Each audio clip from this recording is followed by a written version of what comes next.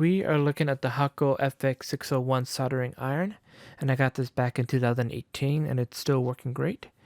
And it has temperature range of 240 degrees Celsius to 540 degrees C. And Fahrenheit, that would be 464 degrees to 1004 degrees Fahrenheit. Now with the efficient heating, it uses less wattage, and that's about 67 watts.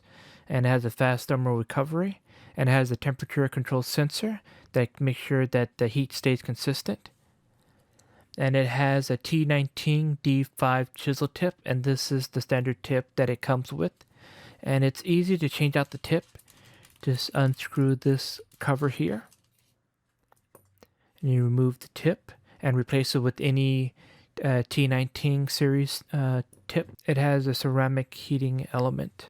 Just put the tip back on, close it, and you're ready to go. Has about a reach of about 6 feet or 1.8 meters. I was used to using very small soldering irons for the delicate electronics that I was using, so when I upgraded to this one, I had to take note of the weight and the size of it, which is about 9 inches long and weighs about 0.15 pounds or about 30 grams, I think it was.